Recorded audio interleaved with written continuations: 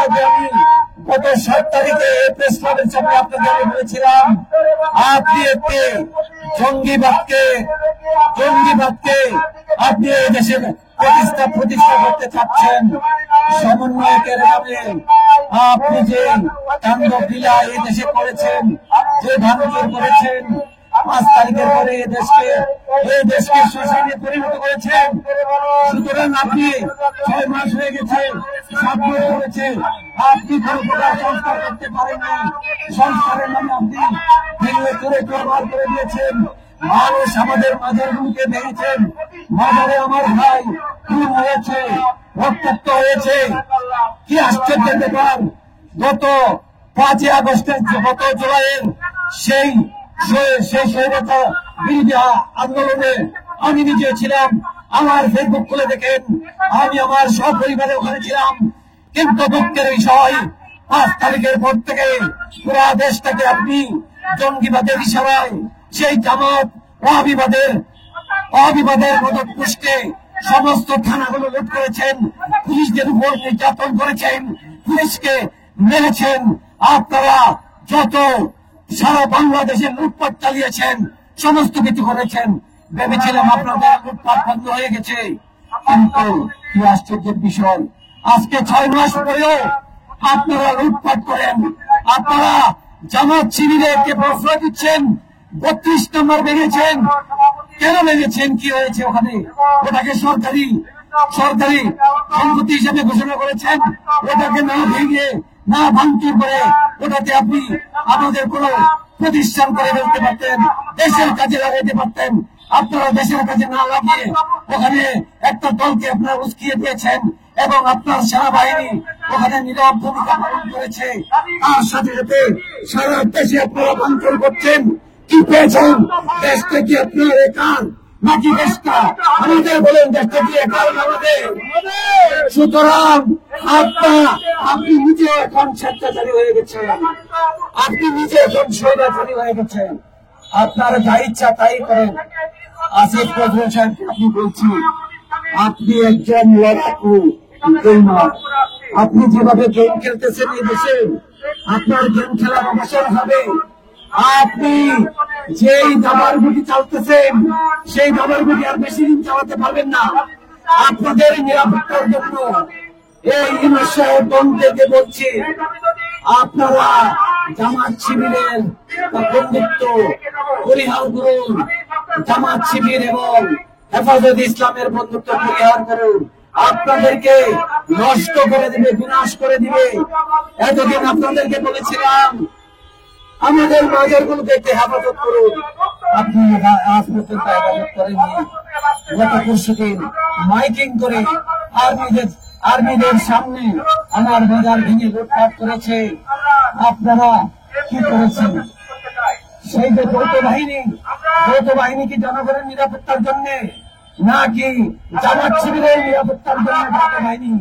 আমরা সবই দেখছি, আমরা সোশ্যাল মিডিয়াতে সবই খুঁজে পেয়েছি। আপনারা ভেবেছেন তার পেয়ে যাবেন, তার পাওয়ার কোন পথ নাই। বাংলার মানুষ আবার থেকে উঠবে। মৌদুদিবাদকে ইসলামের নামে এই দেশে চালানো যাবে না। মৌদুদিবাদ একটা প্রচার সংগঠন, মানবতা বিরোধী সংগঠন, ধর্ম বিরোধী সংগঠন।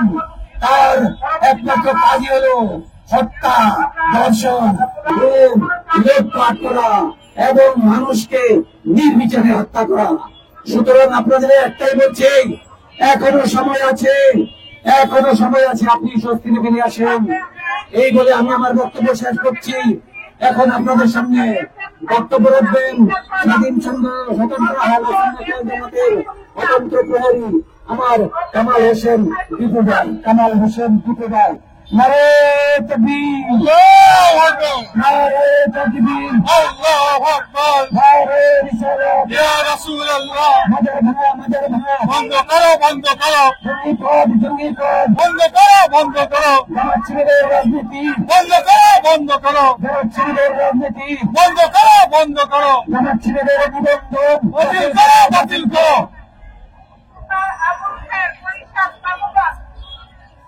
আপনার কাছে বারবার আমরা আকুতি মিনতি করেছি, আপনি দয়া করে এদের দিকে নজর দিন। আজকে তৌহিদি জনতা নামক একটি ফেক ব্যানার নাম দিয়ে এই দরবার বাজার ভাঙা হচ্ছে, ওরস মোবারক বন্ধ করা হচ্ছে। বাংলাদেশে ইসলাম প্রতিষ্ঠা করেছে অলিয়া উলিয়াগণ। সভাপতির কারণেই তারা শান্তিপ্রিয়, আমরা শান্তিপ্রিয়। বারবার আমরা আপনাদেরকে বলেছি, আপনাদের এই যারা দরবার বাজার ভাঙছে তাদেরকে প্রতিহত করুন। তারা জঙ্গি ছাড়া আর কিছুই নাই দেশে, এই কারণেই তারা জঙ্গি। না মানলে আদালত কর্তৃক দরবার বাজার না ভাঙার জন্য একটি রিট আবেদন করেছে, সেই রিটকে তারা অমান্য করে দরবার বাজার ভাঙছে। আজকে অন্তর্বর্তীকালীন সরকার তিনি দরবার বাজার ভাঙার বিরুদ্ধে একটি অর্ডিন্যান্স জারি করেছেন, তারা সেই আইনকে ভঙ্গ করছে। তাহলে আপনাদের কাছে প্রশ্ন, যারা দরবার বাজার ভাঙচুর করছে, যারা এর পিছনে মদত দিচ্ছে, তারা বাংলাদেশের জঙ্গি ছাড়া আর কি? তারা প্রত্যেকেই জঙ্গি। এই জঙ্গিবাদ বাংলাদেশে চলতে দেওয়া পারে না, চলতে দেওয়া হবে না, চলতে দেওয়া যায় না। বিগত সরকার যেভাবে হটানো হয়েছে, যে বৈষম্যের কথা বলে, আজকে আমরা যারা এরিয়া ভক্ত মানুষ, আমরা যারা বাজার ভক্ত মানুষ, সবচাইতে বৈষম্যের বড় শিকার আমরা। সুতরাং তাদের দিকে আপনারা নজর দিন। যদি না পারেন, মাননীয় স্বরাষ্ট্র উপদেষ্টা মহোদয়কে বলছি, আপনি পদত্যাগ করুন। ধর্ম উপদেষ্টাকে বলছি, আপনি ব্যর্থ।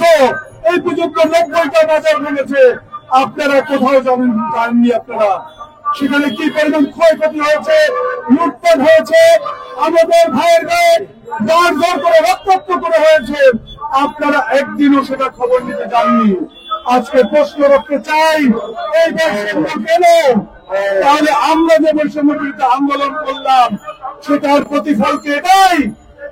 কেন তখন বলা হবে না, যদি শেখ হাসিনাকে সরানো হয় আমরা এই দেশের দরবার বাজার রাখবো না? কেন বলা হলো না সেদিন আমাদেরকে? তাহলে আন্দোলনে আসতাম কিনা আমরা চিন্তা ভাবনা করতাম। অলিয়ার কোন রাজনীতি করে না, আমরা এই দেশে কোন রাজনীতি করি না, কিন্তু এর অর্থ এই নয় যে আমরা অন্যায় করবো আর অন্যায় প্রতিরোধ করবো না। মাননীয় প্রধান উপদেষ্টা মহোদয়, মাননীয় স্বরাষ্ট্র উপদেষ্টা মহোদয় এবং মাননীয় ধর্ম উপদেষ্টা মহোদয়, আপনাদের প্রতি সম্মান রেখে বলছি, বাংলাদেশের এই দরবার বাজারগুলোর দিকে আপনারা দৃষ্টি দিন। আমরা আপনাদের দিকে তাকিয়ে আছি।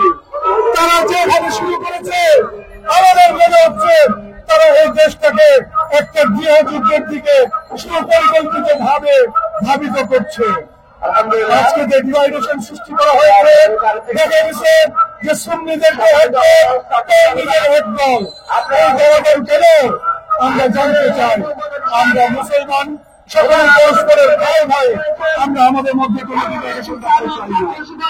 আমরা বারবার বলেছি, আপনাদের কোন আলোচনা থেকে আলোচনা টেবিলে আসুন, আমরা আপনাদের কথা শুনতে প্রস্তুত, আমাদের কথা আপনাদের শুনতে হবে। সম্মানিত বাংলাদেশের নাগরিকবৃন্দ, আপনাদের দৃষ্টি আকর্ষণ করি, আমাদের দৃষ্টি আকর্ষণ করে বলছি, আমরা যারা অলিয়া প্রেমিক মানুষ, আমরা যারা দরবার প্রেমিক মানুষ, আমরা কোন অন্যায়ের সাথে জড়িত নয়, আমরা কোন সহিংসতায় বিশ্বাস করি না, আমরা কোন অগ্নিসংযোগে বিশ্বাস করি না।